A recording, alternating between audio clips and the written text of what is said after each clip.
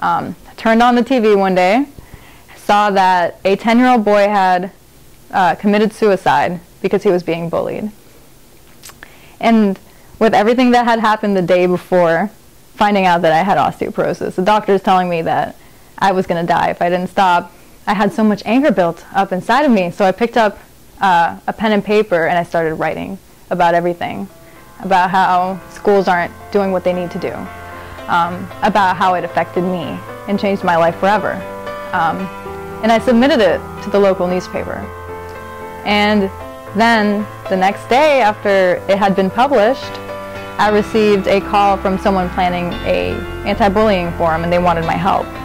And of course I wanted to help.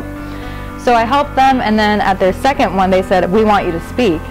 And I was extremely shy. I did not like being in front of the crowd.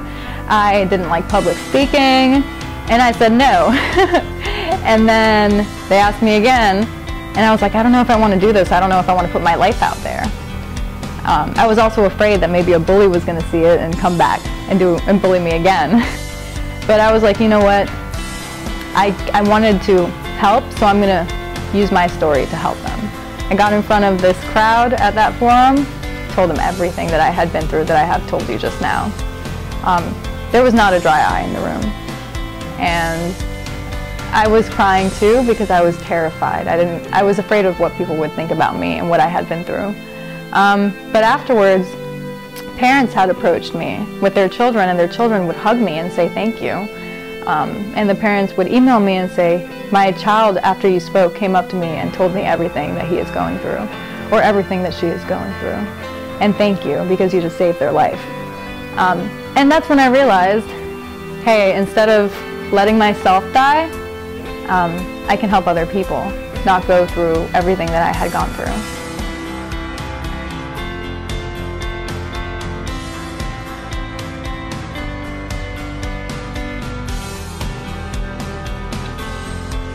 That was a pretty funny moment because, you know, I went into that competition not thinking that I was going to win. I competed against maybe 19 girls, 20 girls for the state title for Miss Maryland World. So I was shocked that I even made it to the second day as a finalist. And then I was even more shocked when they announced me as a top 3 finalist.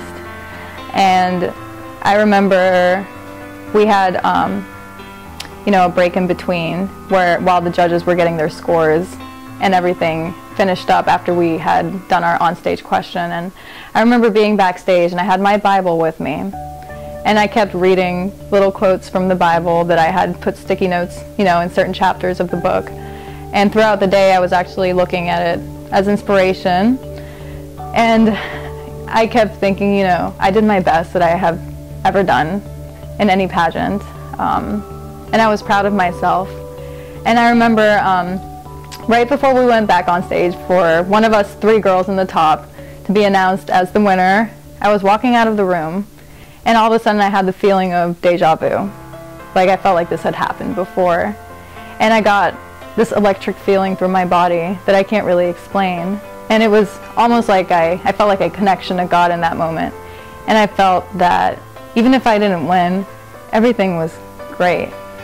And so I went on stage, and they started calling, you know, they called us 3 back to the front of the stage. And they called the second runner-up, and I didn't hear my name. So I was like, wow, I'm in the top 2. And the girl that I was in the top 2 with was one of my good friends. And so here we were holding hands, waiting for one of us to be announced the winner. And she said, oh my gosh, Sai. She said, oh my gosh, Sai, this is us, we're here. And we've been through this journey together since we were local title holders. And so we're both standing here, holding each other's hands, and she's like, no matter what happens, I'm happy for you. And I said the same thing, because we were friends, we are friends, even now. And so the MC said, the winner, the name that I call right now is the winner. So it was silent, and they said, your new Miss Maryland World 2015 is Sai Centeno. I about freaked out. I mean, you know, a lot of people start crying. I started laughing. And that's a pretty unusual reaction. I've never seen somebody just start cracking up the way that I did. It was like a feeling of euphoria. I was in disbelief, I was in shock. And then this was really something that I would remember for the rest of my life, because I was crowned by Elizabeth Safret. Elizabeth Safret is Miss World Americas, and she was second runner-up to Miss World. So being crowned by this amazing woman who was second runner-up to this international title was just incredible. And now, you know, she's a friend of mine. And that was just a special moment. I can't even describe all the emotions. It was happiness, excitement, shock, disbelief. And I felt in that moment that I knew that this could take all of my endeavors to the next level that I had gone through. So I became involved with the Bully Project, which is an international anti-bullying campaign that was stemmed off of the world famous movie called Bully. So they made me a regional manager for the state of Maryland.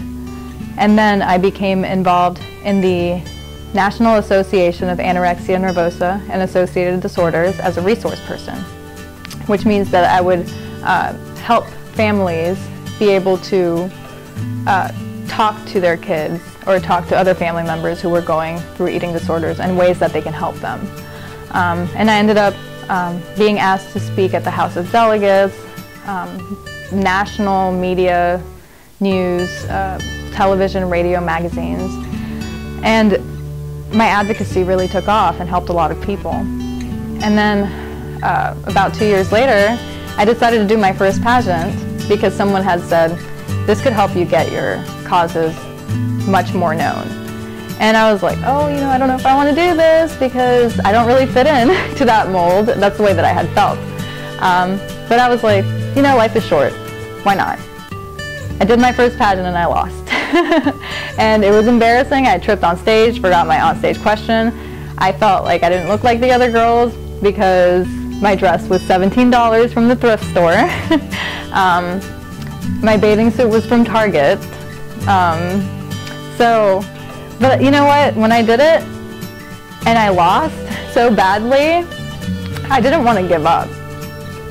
So I did my next pageant, which was the Miss Frederick United States pageant, and I won. And that was a local pageant. So that's when I actually started my nonprofit organization, Warrior Princess Initiative. And then I won the Miss Maryland World title about a year later.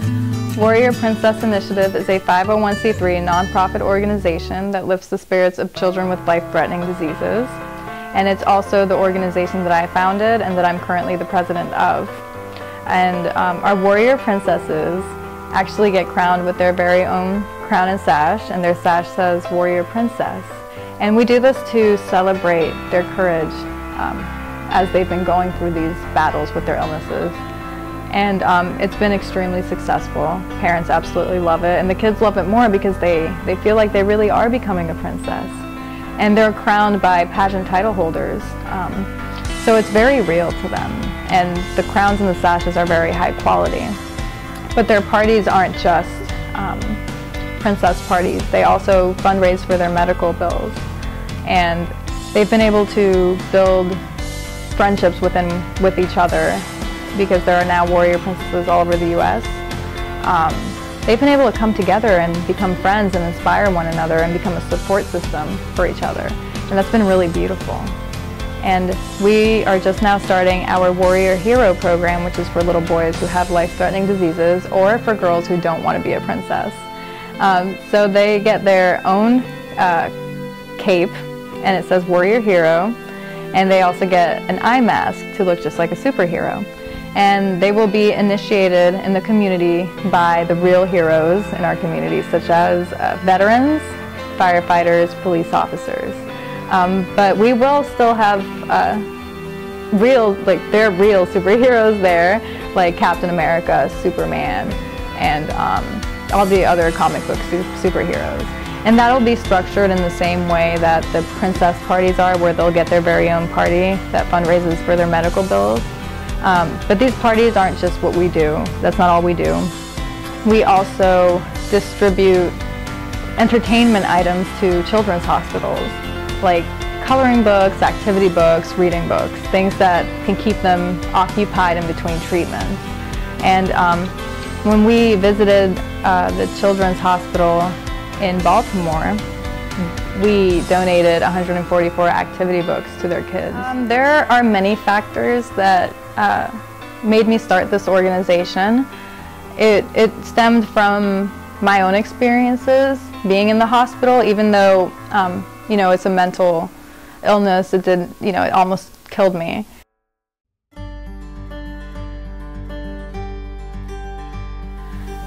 So that played a role into me understanding that being in a hospital is not fun, and it's easy to be depressed while you're in the hospital. And I met a little girl in the community that year after I had won my first local title who had relapsed with cancer 6 times. And I just felt really connected with her and her story and her family. And I wanted her to feel the way I felt when I was crowned with my first local title. That was a moment where I felt confidence, I felt beauty, and I felt appreciated. And I wanted these children to feel the same way. So I got her a crown and a sash. And I remember my dad said, "Why don't you do this for other kids?" And I said, "Start a nonprofit." And he said, "Yeah." And I was like, "Me? I don't think so." I was like, "Dude, I don't even know how to do that." And he was like, "It's not hard. You can do it." So I decided to start doing it for other kids, and so I decided to call it the Warrior Princess Initiative, because this little girl that I had given the crown and sash to is known in the community as Warrior Princess. So she inspired the name and pretty much the whole organization. So that's really what was my motive to start it, was this one little girl who inspired me and my own experiences dealing with being near death and being in hospitals. I wanted to use my life and give it meaning, give everything that I went through meaning. My purpose is to help children, to help animals, to help the elderly, and to help anyone or anything that doesn't have a voice. Really what keeps me going is the kids that I've been helping. I've become very close to many of the little girls who have struggled with cancer and cystic fibrosis and so many different illnesses, and there have been so many times I wanted to give up. There have been countless moments where I just wanted to crawl under a rock, or even moments when I felt that the suicidal thoughts coming back. I've had those moments. But then I think about the little girls who are looking up to me, and the ones who love me. And I think that they're my light. They are what keeps me going, because this isn't easy. Running your own nonprofit isn't easy, and retelling your story isn't always easy either. And the reason I do it is because I know it's going to help somebody. I know it's going to help someone. And I want the Warrior Princesses to be able to be strong too. And I want them to see me as a source of strength. And so that's why I keep going. My name is Cyan Centeno, and I am Beauty with a Purpose. If you wait, you know, and you trust in God, everything turns out okay. And I think seeing that after everything that I had been through had shown me that there is hope everywhere and in anything. So beauty starts on the inside and works its way out. Less about how you look on the outside and more about how you feel on the in. After all, beauty is in the eye of the beholder, and the beholder is you. I'm Dawn Fluellen, and thank you for watching Chasing Dawn, where we're pursuing the light in every story.